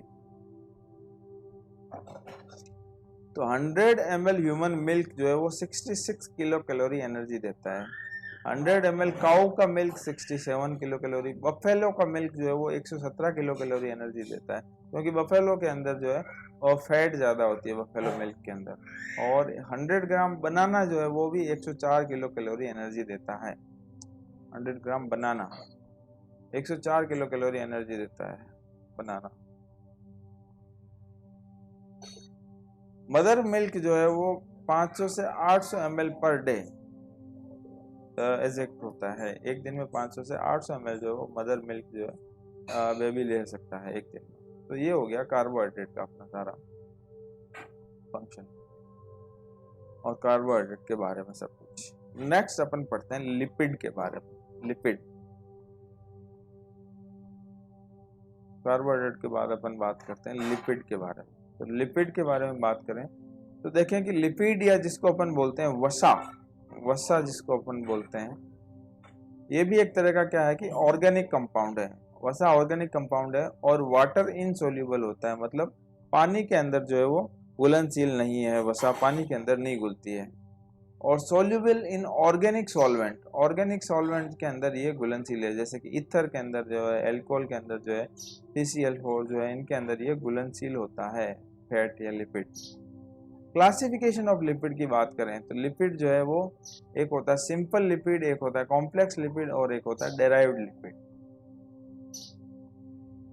सिंपल लिपिड क्या है कि इनको अपन जैसे कि ईस्टर ऑफ फैटी एसिड भी बोलते हैं, और साथ में क्या होता है कि एल्कोहल, इनके साथ में एल्कोहल का मॉलिक्यूल जुड़ जाता है, जैसे कि TAG ट्राई एसिल ग्लिसरॉल जो है, ट्राई एसिल ग्लिसरॉल एक तरह का सिंपल फैट है। अपनी बॉडी में फैट का स्टोरेज जो है वो इसी फॉर्म में रहता है, TAG के फॉर्म में। ट्राई एसिल ग्लिसरॉल के फॉर्म में जो है बॉडी के अंदर फैट डिपॉजिटेड रहता है। ऑयल, वैक्स वगैरह ये सारे के सारे जो हैं वो एक तरह के सिंपल लिपिड हैं। कॉम्प्लेक्स लिपिड की बात करें, डेराइव्ड लिपिड की बात करें तो देखते हैं कि कॉम्प्लेक्स लिपिड में क्या होता है कि सिंपल लिपिड जो होता है उसके साथ में कुछ एडिशनल ग्रुप और जुड़ जाते हैं, तो उस कंडीशन को अपन बोलते हैं कॉम्प्लेक्स लिपिड। सिंपल लिपिड के साथ में कुछ और लिपिड जुड़ गया, उसको बोल दिया अपन ने कॉम्प्लेक्स लिपिड। सिंपल लिपिड और साथ में जो है वो कुछ और जुड़ गया, कोई एडिशनल ग्रुप और जुड़ गया, उसको बोल दिया कॉम्प्लेक्स, जैसे कि ईस्टर ऑफ फैटी एसिड के साथ में यदि एल्कोहल जुड़ जाता है और कुछ एडिशनल ग्रुप और जुड़ जाते हैं, एडिशनल ग्रुप और जुड़ जाते हैं, on the basis of additional group complex जो है lipids are of 3 type. Additional group जो है और कौन सा जुड़ रहा है उसके आधार पर जो है वो कॉम्प्लेक्स लिपिड जो है 3 तरह के होते हैं। एक तो होते हैं फोस्फोलिपिड, दूसरे होते हैं ग्लाइकोलिपिड, और तीसरे तरह के जो है लिपिड हैं उसको अपन बोलते हैं, कौन सा लिखा है इन्होंने, तीसरे तरह का डेराइव्ड लिपिड। फोस्फोलिपिड, ग्लाइकोलिपिड और डेराइव्ड लिपिड, ये 3 तरह के जो है वो कॉम्प्लेक्स लिपिड होते हैं। तो लिपिड को अपन ने 3 तरीके में डिवाइड किया गया है, सिंपल लिपिड, कॉम्प्लेक्स लिपिड और डेराइव्ड लिपिड। तो सिंपल लिपिड जो है वो तो simple TAG, try acyl glycerol वगैरह, ये सारे सिंपल लिपिड होते हैं। कॉम्प्लेक्स लिपिड की बात करें तो कॉम्प्लेक्स लिपिड के अंदर क्या होता है कि फैटी एसिड का ईस्टर साथ में अल्कोहल और कुछ और एडिशनल ग्रुप साथ में जुड़ जाते हैं। तो ये एडिशनल ग्रुप जो है अलग अलग जुड़ते हैं। इस एडिशनल ग्रुप के आधार पर 3 तरीके में जो है वो उसको कॉम्प्लेक्स लिपिड को बांटा गया है। कॉम्प्लेक्स लिपिड को 3 तरीके में बांटा गया है, किसके आधार पर, एडिशनल ग्रुप जो है और कौन सा इसके साथ में अटैच होता है उसके आधार पर। तो देखें फोस्फोलिपिड,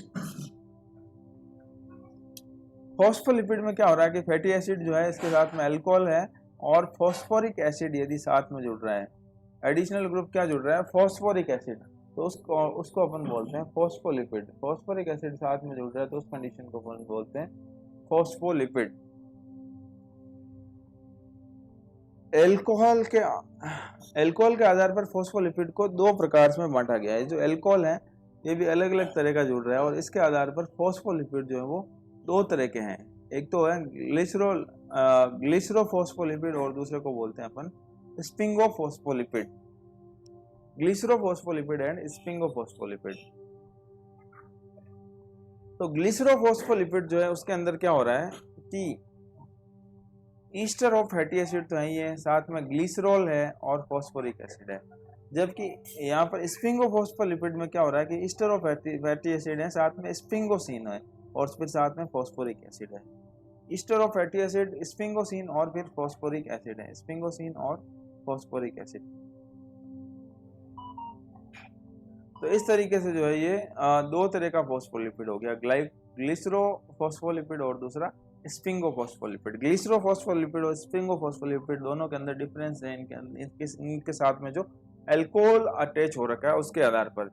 यदि ग्लिसरॉल साथ में जुड़ा हुआ है तो उसको बोल दिया अपन ने ग्लिसरोफोस्फोलिपिड, और यदि स्पिंगोसिन साथ में जुड़ा हुआ है तो उस कंडीशन को अपन ने बोला स्पिंगोफोस्फोलिपिड। ग्लिसरोफोस्फोलिपिड और स्पिंगोफोस्फोलिपिड। देखो एग्जाम्पल यहाँ अपन बात करें कि ग्लिसरोफोस्फोलिपिड कौन से हैं। लेसिथिन जो है वो एक तरह का ग्लिसरोफोस्फोलिपिड है और स्पिंगोमाइलिन जो है वो एक तरह का स्पिंगोफोस्फोलिपिड है। तो अपन ने कहा था सर्फेक्टेंट जो होते हैं लेसिथिन और स्पिंगोमाइलिन, लेसिथिन स्पिंगोमाइलिन रेशियो अपन ने पढ़ा था, जो क्या करता है कि बच्चे के लंग्स को मैच्योर होने में हेल्प करता है। तो लेसिथिन और स्पिंगोमाइलिन एक क्या, ये दोनों क्या है, फैटी एसिड्स हैं, लेसिथिन और स्पिंगोमाइलिन, वो भी कॉम्प्लेक्स फैटी एसिड हैं। लेसिथिन के साथ के अंदर ग्लिसरॉल जुड़ा हुआ रहता है, जबकि स्पिंगोसिन के अंदर स्पिंगोमाइलिन साथ में जुड़ा हुआ होता है। स्पिंगोसिन के अंदर स्पिंगोमाइलिन साथ में जुड़ा होता है। तो एक तो हो गया अपना कौन सा लिपिड, फोस्फोलिपिड। दूसरा अपन बात करें ग्लाइकोलिपिड की। ग्लाइकोलिपिड, तो ग्लाइकोलिपिड जो है उसके अंदर क्या होता है कि ग्लाइकोलिपिड के अंदर ईस्टर और फैटी एसिड है, साथ में अल्कोहल है और साथ में क्या है, ग्लाइकोजन भी है। अल्कोहल और साथ में क्या है, ग्लाइकोजन जुड़ा हुआ है। तो ग्लाइकोलिपिड के अंदर साथ में क्या जुड़ा हुआ है, ग्लाइकोजन जुड़ा हुआ है। ग्लाइकोलिपिड के अंदर ग्लाइकोजन साथ में जुड़ा हुआ है। जबकि फोस्फोलिपिड के अंदर क्या हुआ, ester of fatty acid, ग्लूको, alcohol और साथ में फोस्फोलिपिड जुड़ा, फॉस्फोरिक एसिड जुड़ा, तो उसको अपन बोल दिया फोस्फोलिपिड। इसी तरीके से जो है यदि ग्लाइकोजन साथ में जुड़ गया तो इसको अपन ने बोल दिया ग्लाइकोलिपिड। तो सेरेब्रोसाइट्स जो हैं और गैंग्लियोसाइट्स वगैरह, ये सारे एग्जांपल हैं ग्लाइकोलिपिड के। और बात करते हैं लिपोप्रोटीन। लिपिड के ट्रांसपोर्टेशन में हेल्प करते हैं और इनमें क्या होता है कि लिपिड के साथ में यदि प्रोटीन साथ में जुड़ जाता है तो उस कंडीशन को अपन बोलते हैं लिपोप्रोटीन, लिपिड के साथ में प्रोटीन जुड़ता है तो उसको अपन बोलते हैं लिपोप्रोटीन। लिपोप्रोटीन जो है वो 5 तरह के होते हैं। लिपोप्रोटीन जो है 5 तरह के होते हैं। एक तो काइलोमाइक्रोन्स, एलडीएल, वीएलडीएल, एचडीएल और फ्री फैटी एसिड, ये 5 तरह के जो है वो लिपोप्रोटीन होते हैं। मतलब लिपिड के साथ में प्रोटीन जुड़ जाते हैं तो उनको अपन बोलते हैं लिपोप्रोटीन। और लिपोप्रोटीन जो है उनके एग्जांपल्स हैं, ये पांचों 4 जो है वो वेरी इंपॉर्टेंट है, चारों के चारों ही। काइलोमाइक्रोन्स जो है एलडीएल है, वीएलडीएल है और एचडीएल है। एलडीएल जो इसको अपन बोलते हैं लो डेंसिटी लिपोप्रोटीन और एचडीएल को अपन बोलते हैं हाई डेंसिटी लिपोप्रोटीन। ये लो डेंसिटी लिपोप्रोटीन जो है अपने बॉडी के अंदर कम मात्रा में होना चाहिए, हाई डेंसिटी लिपोप्रोटीन बॉडी के अंदर जो है ज्यादा मात्रा में होना चाहिए। यदि एलडीएल की मात्रा बढ़ जाती है तो कार्डियक डिसऑर्डर्स होने के चांसेस ज्यादा रहते हैं, कार्डियक प्रॉब्लम होने के चांसेस ज्यादा रहते हैं। देखो एलडीएल क्या करता है कि ट्रांसपोर्ट करता है किसका, कोलेस्ट्रॉल का। एलडीएल कोलेस्ट्रॉल का ट्रांसपोर्ट करता है।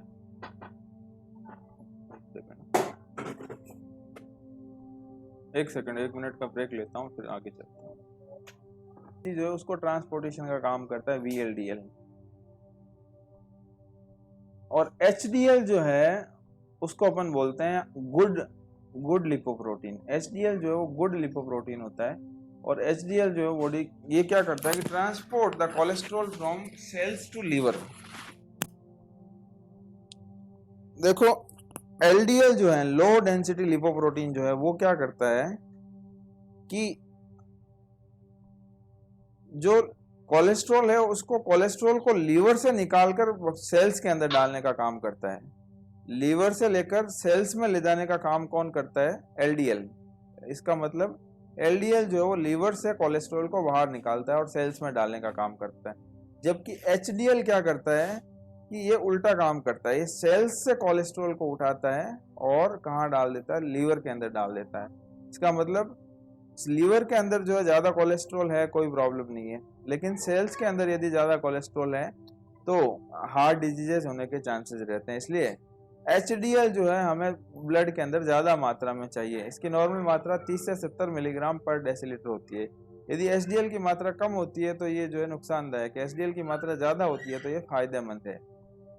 एचडीएल जो है उसको अपन बोलते हैं गुड कोलेस्ट्रॉल। एचडीएल ज्यादा मात्रा में होना चाहिए और एलडीएल जो है वो जो है वो कम मात्रा में होना चाहिए, बॉडी के लिए बैड होता है, अच्छा नहीं होता। उसके बाद बात कर रहे हैं अपन फ्री फैटी एसिड। ये भी एक तरह का जो है डेराइव्ड लिपिड होता है और 1 ml एल्ब्यूमिन जो है उसको ट्रांसपोर्ट करता है, मतलब एल्ब्यूमिन को ट्रांसपोर्टेशन में काम करता है फ्री फैटी एसिड। बात करते हैं थर्ड डेराइव्ड लिपिड।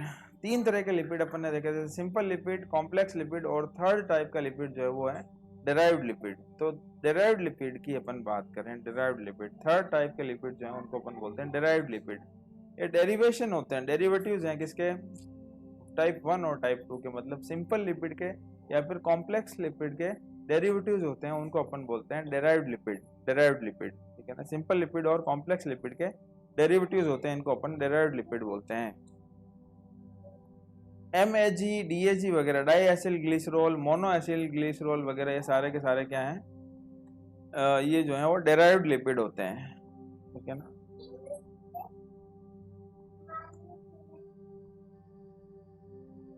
देखो अपन बात करें कि फैट सोल्यूबल विटामिन ADE के होता है, कीटोन जो है ADE के फैट सोल्यूबल विटामिन होते हैं। फैटी एसिड जो है on the basis of structure और on the basis of requirement जो है इनका जो है अलग तरीके से क्लासिफिकेशन किया गया है फैटी एसिड्स का। तो फैटी एसिड जो है उनका सैचुरेटेड फैटी एसिड हो सकते हैं और अनसैचुरेटेड फैटी एसिड्स हो सकते हैं। या फिर on the basis of requirement की अपन बात करें तो एसेंशियल फैटी एसिड्स और या फिर नॉन एसेंशियल फैटी एसिड्स हो सकते हैं, ठीक है। एसेंशियल फैटी एसिड्स और non essential fatty acids. Non essential fatty acid ऐसे फैटी एसिड्स जो होते हैं वो उनको बाहर से, बॉडी से बाहर से लेने की जरूरत नहीं पड़ती, बॉडी के अंदर भी इनको जो है वो बनाया जा सकता है। जबकि एसेंशियल फैटी एसिड जो है ऐसे फैटी एसिड्स जो होते हैं इनको की जो है बॉडी के अंदर लेना जरूरी होता है, मतलब बाहर से खाना जरूरी होता है। बॉडी जो है अपना खुद जो है ये नहीं बना सकते एसेंशियल फैटी एसिड्स। तो एसेंशियल फैटी एसिड जो है वो दो तरह के होते हैं, एक तो मोनो अनसैचुरेटेड फैटी एसिड्स और दूसरे होते हैं poly unsaturated fatty acids. Mono unsaturated fatty acids को अपन बोलते हैं मूफा, MUFA मूफा, और PUFA पूफा, यानी poly unsaturated fatty acids. Structure के आधार पर बात करें तो सैचुरेटेड फैटी एसिड्स और अनसैचुरेटेड फैटी एसिड दो तरह के फैटी एसिड्स हो सकते हैं।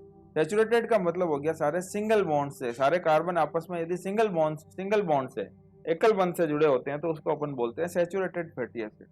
और यदि कार्बोहाइड्रेट जो है वो डबल बॉन्ड या ट्रिपल बॉन्ड से, कार्बन आपस में डबल बॉन्ड या ट्रिपल बॉन्ड से जुड़े होते हैं तो उसको अपन बोलते हैं unsaturated fatty acids, unsaturated fatty acids. Example है सैचुरेटेड फैटी एसिड का पामिटिक एसिड। तो अनसैचुरेटेड फैटी एसिड जो है वो फिर से दो तरीके के होते हैं, कौन से? मोनो अनसैचुरेटेड और पॉली अनसैचुरेटेड। अनसैचुरेटेड तो है, तो वो भी फिर से दो तरह के हो।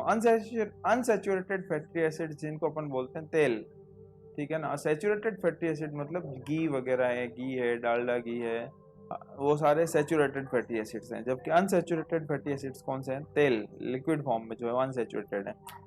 तेल भी दो तरह के हैं, एक तो होते हैं मूफा और दूसरे होते हैं फूफा, मोनो अनसैचुरेटेड और पॉली अनसैचुरेटेड। मोनो अनसैचुरेटेड में ओनली वन डबल और ट्रिपल बॉन्ड होता है, केवल एक डबल बॉन्ड या ट्रिपल बॉन्ड होता है, उसको अपन बोलते हैं मोनो अनसैचुरेटेड फैटी एसिड्स। यदि एक से ज्यादा मोर देन वन डबल या ट्रिपल बॉन्ड होता है तो उस कंडीशन को अपन बोलते हैं फूफा, पॉली अनसैचुरेटेड फैटी एसिड्स कहा जाता है उस कंडीशन को। देखो मूफा, मोनो अनसैचुरेटेड फैटी एसिड जो हैं वो होते हैं जैसे कि ऑलिव ऑयल वगैरह, ऑलिक एसिड जो है, ऑलिव ऑयल है, पीनट, मूंगफली का तेल वगैरह है, जो वो सारे के यहाँ मूफा है, मोनो अनसैचुरेटेड फैटी एसिड जो हैं।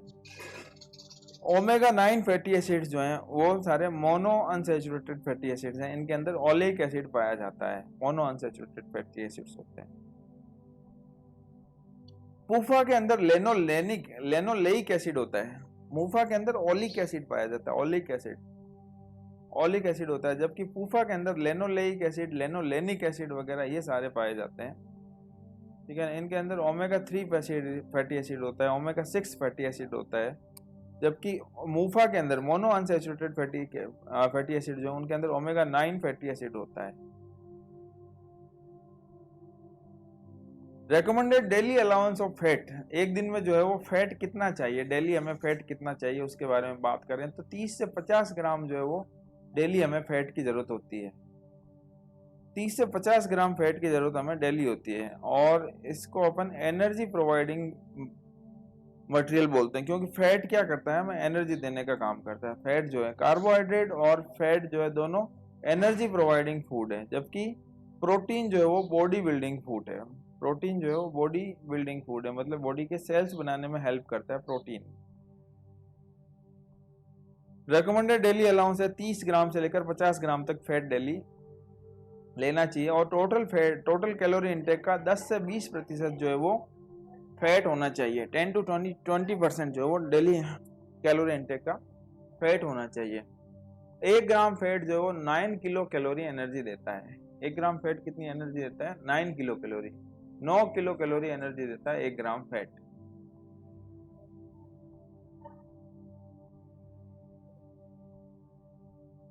देखो, यदि एसेंशियल फैटी एसिड्स की बॉडी के अंदर कमी हो जाती है, एसेंशियल फैटी एसिड की बॉडी के अंदर कमी हो जाती है, तो जो डिजीज कंडीशन होती है उसको अपन बोलते हैं फ्रेनोडर्मा, तो अपन बोलते हैं फ्रेनोडर्मा, फ्रेनोडर्मा कहा जाता है, फ्रेनोडर्मा।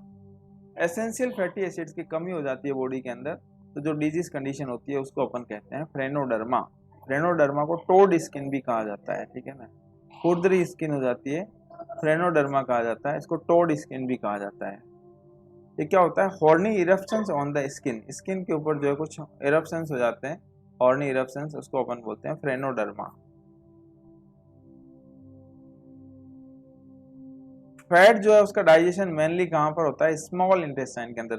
फैट का डाइजेशन स्मॉल इंटेस्टाइन में होता है, क्योंकि लीवर से जो बाइल आता है, बाइल्स में क्या होता है कि फैट के डाइजेशन के लिए बाइल की आवश्यकता होती है। लीवर से जो बाइल जो सिक्रेट होता है उसको अपन बाइल कहते हैं, और फैट के डाइजेशन के लिए बाइल की आवश्यकता होती है, क्योंकि फैट क्या करता है कि बाइल क्या करता है? इमल्सिफिकेशन कर देता है फैट का इमल्सिफिकेशन कर देता है बाइल, ठीक है। बिना इमल्सिफिकेशन किए हुए फैट का डाइजेशन नहीं हो सकता। इमल्सिफिकेशन करने से क्या होता है कि फैट का सरफेस एरिया बढ़ जाता है और सरफेस टेंशन कम हो जाती है और उसके बाद में जो है फैट का डाइजेशन होता है। इसका मतलब ये हुआ कि जो है फैट का digestion only and only small intestine के अंदर ही हो सकता है। बात करें पामिटिक एसिड। पामिटिक एसिड जो है 131 एटीपी का प्रोडक्शन करता है और 2 एटीपी वापस से कंज्यूम हो जाती है, मतलब 129 एटीपी जो है उनका प्रोडक्शन करता है पामिटिक एसिड। और बीटा ऑक्सीडेशन होता है माइटोकॉन्ड्रिया के अंदर, ऑक्सीडेशन, क्लीवेज और ऑक्सीडेशन। तो ये अपना जो है वो फैट का टॉपिक कंप्लीट होता है। यहाँ पर फैट का टॉपिक कंप्लीट होता है। फैट का टॉपिक कंप्लीट होने के बाद में अपन मैक्रोन्यूट्रिएंट नेक्स्ट है। नेक्स्ट मैक्रोन्यूट्रिएंट, नेक्स्ट अपन बात कर रहे हैं प्रोटीन के बारे में। प्रोटीन अगला जो अपना मैक्रोन्यूट्रिएंट है वो है प्रोटीन।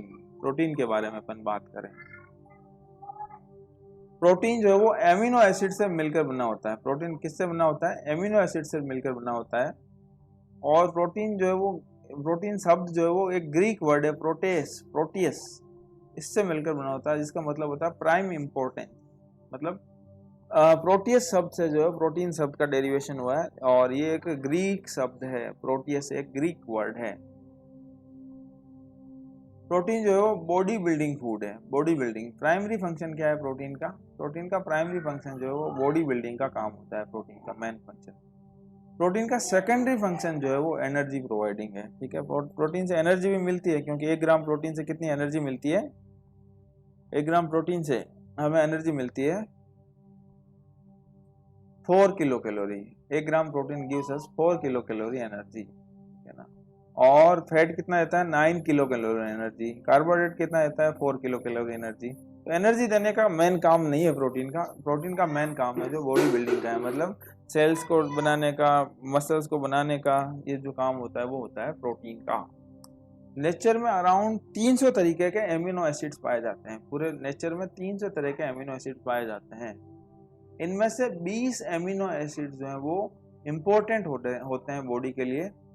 ठीक है ना, 20 एमिनो एसिड्स इम्पोर्टेंट होते हैं और इस 20 में से जो है वो 9 एमिनो एसिड जो हैं उनको अपन बोलते हैं एसेंशियल एमिनो एसिड्स, और रिमेनिंग जो है वो 10 जो है वो नॉन एसेंशियल एमिनो एसिड होते हैं। और एक एसेंशियल जो सेमी एसेंशियल एमिनो एसिड है, इसको अपन बोलते हैं आर्जिनिन। तो बॉडी के अंदर पूरे जो है नेचर में 300 तरीके के एमिनो एसिड्स में से 9 एमिनो एसिड जो है वो एसेंशियल है। एसेंशियल का मतलब ये हुआ कि 9 तरह के ये जो एमिनो एसिड्स हैं ये बॉडी के अंदर नहीं बन पाते, बॉडी इनको डेराइव नहीं कर पाती और हमें बाहर से खाना ही पड़ेगा इनको। इन 9 तरह के एमिनो एसिड्स को बॉडी के बाहर से खाना पड़ेगा। और एक जो आर्जिनिन है वो सेमी एसेंशियल्स है, कुछ तरह के फूड में पाया जा सकता है और कुछ तरह के फूड में नहीं पाया जा सकता। तो बात करें कि जो है प्रोटीन, वो भी एक तरह के कार्बोहाइड्रेट जो है उसके साथ में CHO कार्बोहाइड्रेट के साथ में यदि नाइट्रोजन जुड़ जाता है, एमिनो ग्रुप यदि साथ में जुड़ जाता है, तो उस कंडीशन को उसको अपन बोलते हैं प्रोटीन। जैसे कि ये हो गया अपना R एल्केल ग्रुप हो गया, फिर कार्बन COH कार्बोक्सिलिक ग्रुप, और इसके साथ में क्या हुआ NH2 एमिनो ग्रुप जो है वो साथ में जुड़ गया, और एमिनो ग्रुप जुड़ गया तो ये क्या बन गया? प्रोटीन बन गया।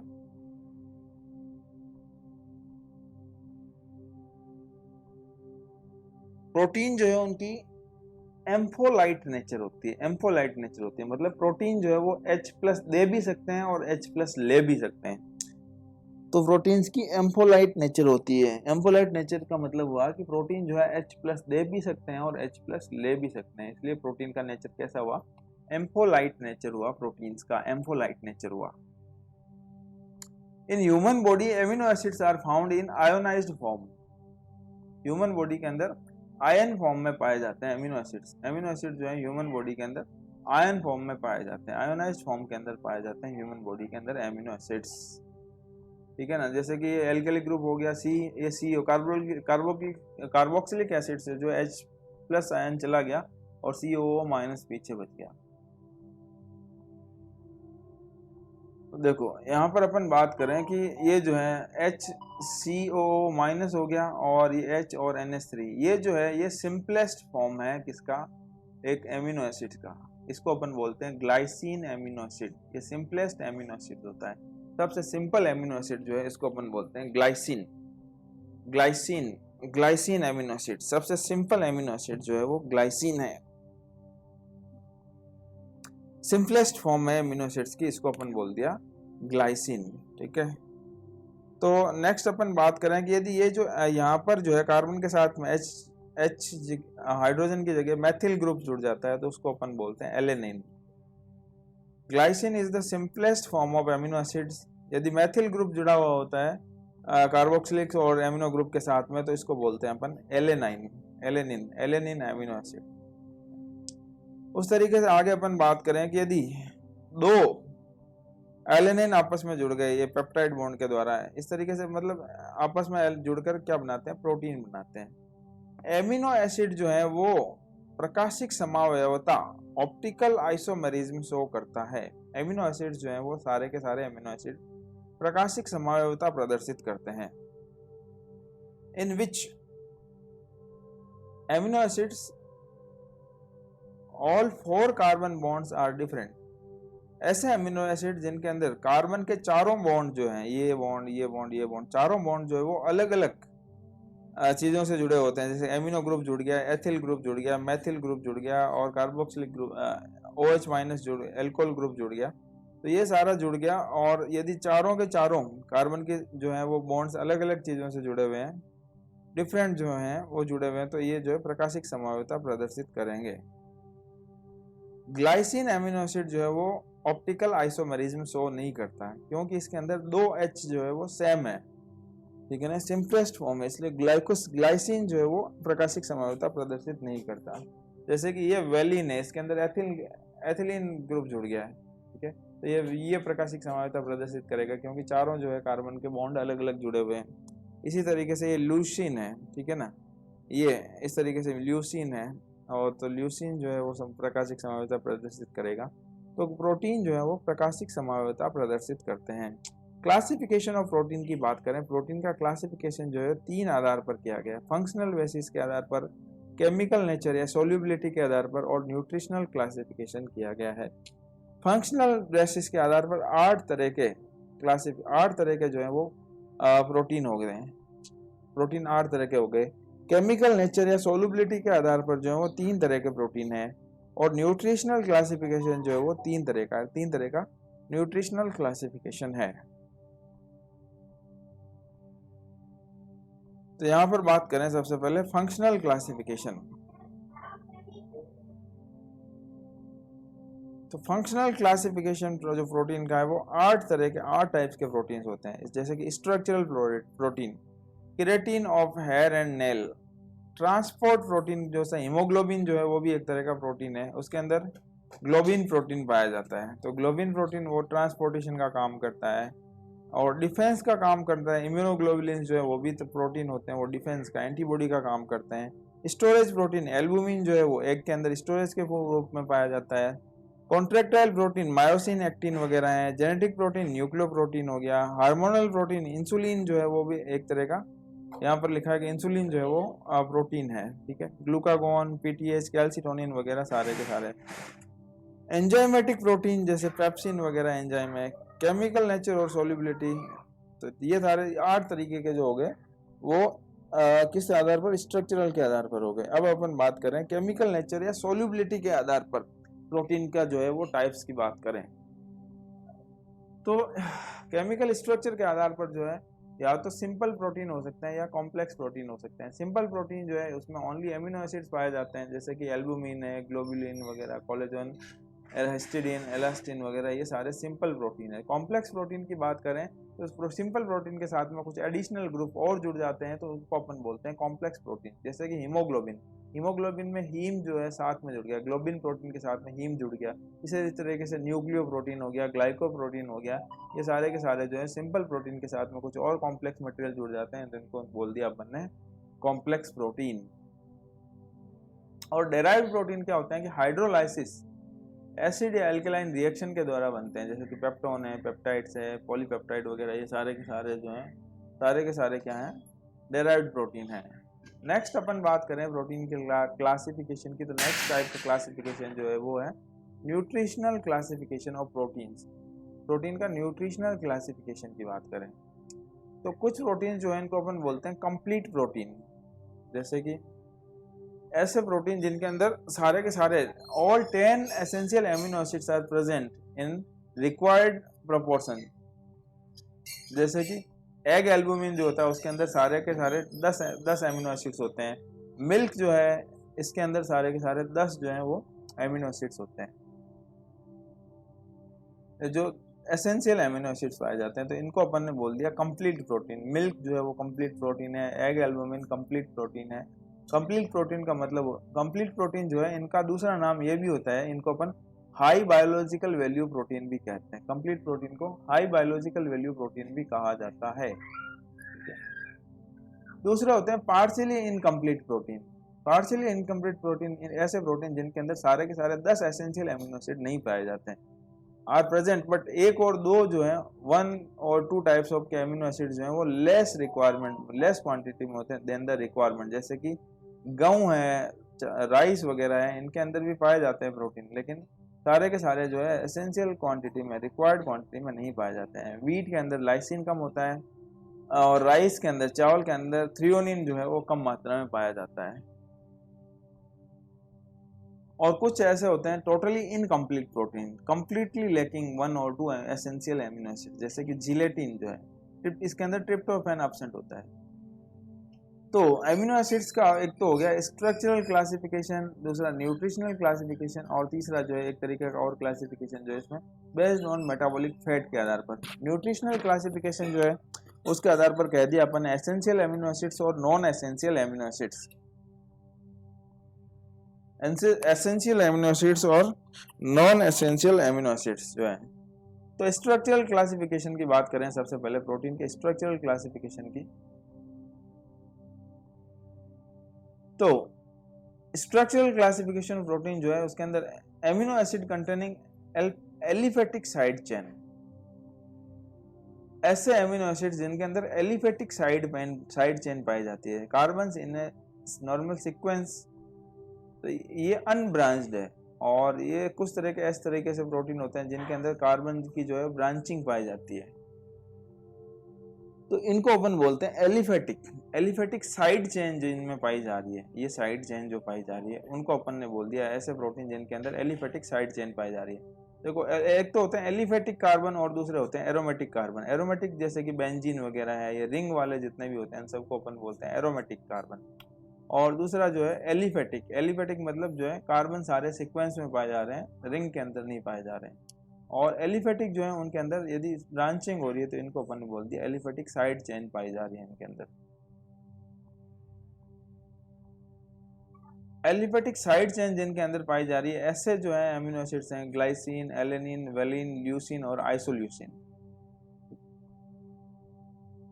नेक्स्ट अपन बात करें एमिनो एसिड ऐसे जिनके अंदर हाइड्रोक्सी ग्रुप पाया जाता है, OH ग्रुप पाया जाता है। ऐसे एमिनो एसिड जिनके अंदर जो है हाइड्रोक्सी OH ग्रुप पाया जाता है, जैसे कि सीरीन जो है, थ्रियोनिन वगैरह, इनके अंदर हाइड्रोक्सी ग्रुप पाया जाता है।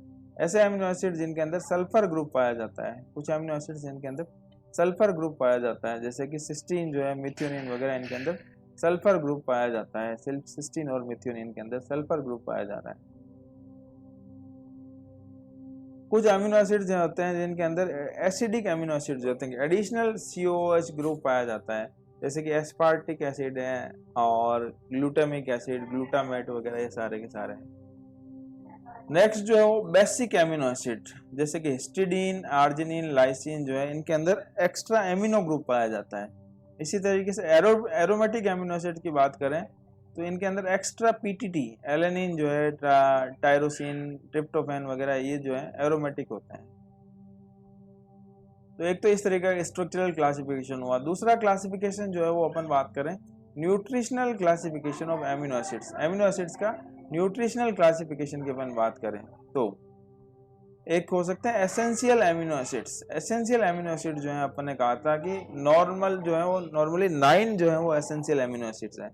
Phenyl alanine, leucine, lysine, histidine, isoleucine, arginine, threonine, tryptophan, valine, methionine, ये सारे के सारे क्या हैं एसेंशियल एमिनो एसिड्स हैं, इन सब के नाम याद रखना जरूरी है। एग्जाम में पूछा जाता है, कई बार 4 ऑप्शन देते हैं और उनमें से एक दूसरा डाल देते हैं और बाकी के 3 ऑप्शन इनमें से कोई एक होता है, पूछ लेते हैं कौन सा एसेंशियल एमिनो एसिड्स नहीं है।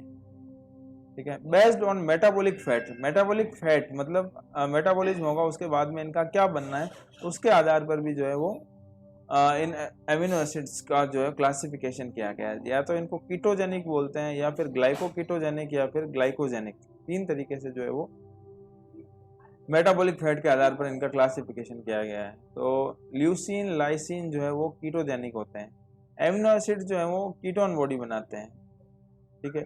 इस तरीके से ग्लाइकोकीटोजेनिक है, उनमें ग्लाइकोजन भी बनाते हैं, कीटोन बॉडीज भी बनाते हैं। और ग्लाइकोजेनिक जो है वो एमिनो एसिड के मेटाबॉलिज्म के बाद में क्या होता है कि ग्लाइकोजन बनाता है ओनली। तो इस तरीके से जो है प्रोटीन का क्लासिफिकेशन होता है। बात करें नेक्स्ट कि प्रोटीन जो है इसका recommended daily allowance of protein, protein daily हमें कितना चाहिए। तो इसका एग्जाम क्वेश्चन जो है बहुत सारे एग्जाम्स में इसके बारे में पूछा गया है कि डेली जो क्वेश्चन है, डेली जो है प्रोटीन 1 ग्राम 1 किलो का इंसान है तो उसको पर डे चाहिए। यदि एक इंसान जो है 50 किलो का है तो उसको जो है 50 ग्राम प्रोटीन देना होता है। 60 किलो का इंसान है तो उसको 60 ग्राम प्रोटीन देना होता है। ठीक है ना। 1 किलो को 1 ग्राम प्रोटीन चाहिए पर डे। ठीक है। नॉर्मली मेल जो है उनको 55 ग्राम पर डे, यदि 55 ग्राम का इंसान है तो विमेंस को जो है 45 ग्राम पर डे। प्रेगनेंसी के अंदर प्लस 10 मिलीग्राम जो है वो एक्स्ट्रा चाहिए होता है और लैक्टेशन में 20 मिलीग्राम जो है वो एक्स्ट्रा चाहिए होता है। कहाँ पर? प्रेगनेंसी के अंदर 20 मिलीग्राम जो है वो एक्स्ट्रा चाहिए यहाँ पर। तो ये रेकमेंडेड डेली अलाउंस जो है प्रोटीन की इंपॉर्टेंट है और एग्जाम्स में इसके बारे में पूछा जा सकता है। यदि प्रोटीन की कमी हो जाती है बॉडी के अंदर तो उस कंडीशन को अपन बोलते हैं प्रोटीन एनर्जी माल न्यूट्रिशन, PEM, प्रोटीन एनर्जी माल न्यूट्रिशन। प्रोटीन की बॉडी के अंदर कमी हो जाती है तो उसको अपन बोलते हैं प्रोटीन एनर्जी माल न्यूट्रिशन। प्रोटीन एनर्जी माल न्यूट्रिशन या इसको अपन बोलते हैं PCM, प्रोटीन कैलोरी माल न्यूट्रिशन भी कहा जाता है। ये प्रोटीन एनर्जी माल न्यूट्रिशन जो है वेरी इंपॉर्टेंट है और बहुत सारे एग्जाम्स में इसमें से क्वेश्चन पूछा जाता है। ये प्रोटीन एनर्जी माल न्यूट्रिशन 2 तरह का हो सकता है, एक तो हो सकता है क्वाशियोरकर और दूसरा हो सकता है मैरास्मस। क्वाशियोरकर और मैरास्मस 2 तरह का जो है प्रोटीन एनर्जी माल न्यूट्रिशन हो सकता है। क्वाशियोरकर में क्या होता है, ओनली प्रोटीन की कमी होती है, जबकि मैरास्मस में प्रोटीन और एनर्जी मतलब कार्बोहाइड्रेट दोनों की कमी होती है, तब तो होता है मैरास्मस। और क्वाशियोरकर में ओनली प्रोटीन की कमी होती है, ओनली बॉडी के अंदर प्रोटीन की कमी होती है तो ऑन्कोटिक प्रेशर कम हो जाता है और ऑन्कोटिक प्रेशर कम होता है तो बॉडी के अंदर एडिमा हो जाता है, बॉडी के अंदर स्वेलिंग जैसा दिखाई देने लगता है बच्चा। ठीक है ना। मून लाइक फेस हो जाता है और ब्रिटल हेयर हो जाते हैं, हाँ जो है हेयर्स वगैरह टूटने लगते हैं। तो ये क्या है, क्वाशियोरकर डिजीज कंडीशन है। मैरास्मस में प्रोटीन और एनर्जी की दोनों की कमी हो जाती है तो सीवियर मसल वेस्टिंग मतलब बॉडी के अंदर बिल्कुल बहुत पतलापन हो जाता है, वेरी थिन लेग्स वगैरह, बहुत पतला इंसान हो जाता है, उस कंडीशन को बोलते हैं मैरास्मस। बच्चों के अंदर जो है दोनों डिजीज कंडीशन होती है, क्वाशियोरकर एंड मैरास्मस। तो 1 ग्राम प्रोटीन जो है कितनी एनर्जी देता है, 4 किलो कैलोरी एनर्जी देता है। एनिमल सोर्स क्या है प्रोटीन, कहाँ एनिमल्स में जो है मीट, एग, चिकन, मिल्क वगैरह। और प्लांट सोर्स जो है वो है दालें, पल्सेस। वेजिटेरियन लोग जो हैं उनको पल्सेस दालें खानी चाहिए। सोयाबीन जो है वो रिचेस्ट सोर्स है किसका, प्रोटीन का। और स्पाइरुलिना जो है एक एल्गी होता है समुद्र के अंदर, स्पाइरुलिना, उसके अंदर भी बहुत अच्छी मात्रा में प्रोटीन होता है। इंपॉर्टेंट पॉइंट्स क्या है कि if 100 gram protein is consumed, 100 ग्राम यदि प्रोटीन लेते हैं तो उसमें से 17 ग्राम नाइट्रोजन का फॉर्मेशन होता है और 16 ग्राम नाइट्रोजन जो है बॉडी से बाहर निकल जाती है। ठीक है ना। तो N2NH3 लीवर के अंदर यूरिया बनता है और यूरिया यूरिन के थ्रू ये बॉडी से एक्सक्रीट हो जाती है, इसको बोलते हैं यूरिया साइकिल या ऑर्निथिन साइकिल। तो कार्बोहाइड्रेट, फैट और प्रोटीन जो है तीनों का जो है अपन बात करें तो कार्बोहाइड्रेट, लिपिड और प्रोटीन। कार्बोहाइड्रेट इनको अपन सिंपलेस्ट फॉर्म क्या है, ग्लूकोज है। लिपिड का सिंपलेस्ट फॉर्म क्या है, ट्राई एसिड ग्लिसरॉल। और प्रोटीन का सिंपलेस्ट फॉर्म है ग्लाइसिन, सबसे सिंपल फॉर्म है प्रोटीन का, कौन सा फॉर्म है, ग्लाइसिन। यहाँ पर याद रखने वाली बात है।